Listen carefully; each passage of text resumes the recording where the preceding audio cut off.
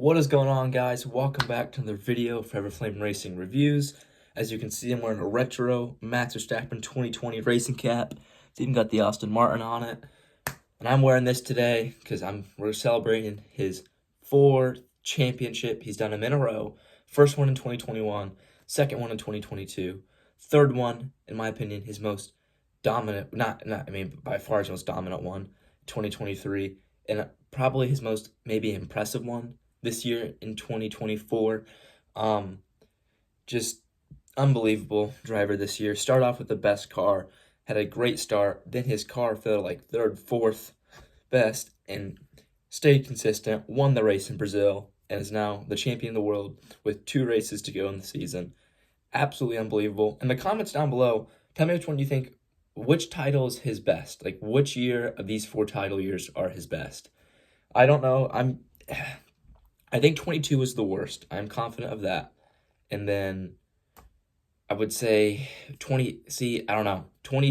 These 3, 24, 21, and 23 are all so tough to judge because they were all just amazing. I mean, they've all been amazing seasons. All 4 of his title years were just absolutely amazing. So I thought I'd wear his 2020 cap the last year he hasn't won the title.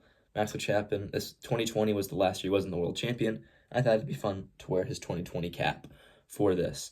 But this isn't a Max Verstappen video. We're talking about the Las Vegas GP race review. I just thought I would say congratulations, Max Verstappen, a 4-time world champion, and I can't wait to see what you do next year and the years beyond. So now let's get on to Las Vegas. Once again, I think we need to talk about, is this a race or a show? Because for me, we're really on the line here. Is it a race or a show? And for me, it's I don't know. I'm not the biggest fan of the Las Vegas GP. I'm not gonna lie. I would rather have them taken a street circuit somewhere else. I think Vegas and Miami probably should leave the F1 calendar. And if you need 3 races in the U.S., why not go to the Indianapolis Motor Speedway? I mean, they have a Grand Prix style track there. It's the biggest racing track in the world. Every driver dreams of racing there. Go there. I think that would make a lot more sense. And then, go somewhere else. There's so many other cool racing tracks in the U.S. Go somewhere else. But the Las Vegas Grand Prix is cool. Don't get me wrong. I really do enjoy it. I think it is cool, but it also, I don't like how it's on at 1 a.m. in the morning. I live in the U.S.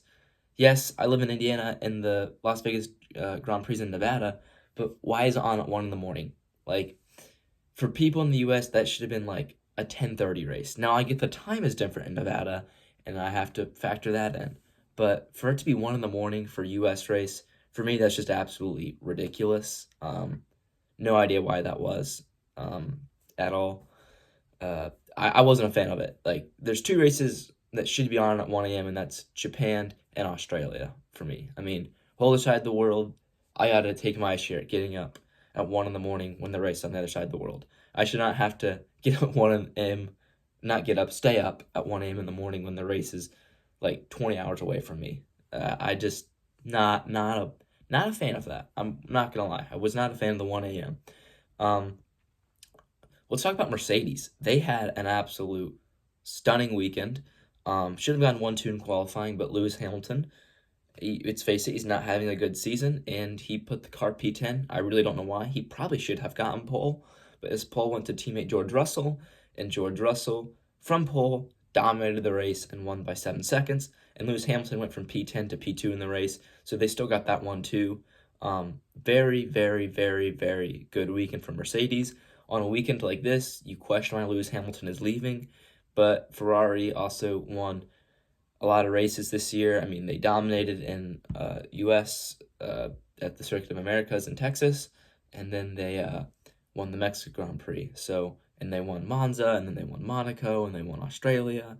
So, they've had a great year, but Mercedes, they've won here, they won Silverstone, they won Spa, they won Austria. So, you got a question, is Lewis Hamilton's moves right? I would say yes. Ferrari sitting second in the Constructors' Championship right now. Mercedes are 4th, in that distance 4th. But it's just be interesting to see the where Ferrari is at compared to Mercedes next year. Now we can talk about Ferrari. They had a good weekend. Sainz P3, Leclerc P4. A very typical Ferrari weekend, closing that gap in the Constructors' Championship, which is important to McLaren. Now let's talk about McLaren. Had a horrible weekend, P6 and P7. For a team that's leading the Constructors' Championship with only 2 races to go, you cannot have mistakes like that, which that kind of sucked, I'm not going to lie. But they need to be better in Qatar and Abu Dhabi.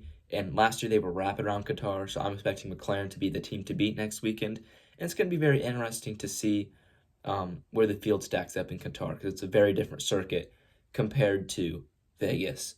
We already talked about Verstappen. He was 5th today.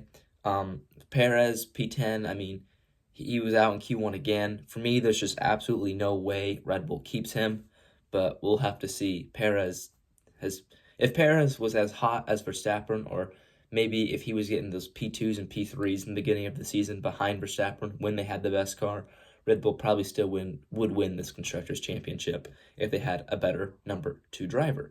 And real quick to Pierre Gasly, P3 qualifying, that was insane. Unfortunately, your engine blew in the race, or it would have been another good point save for Alpine.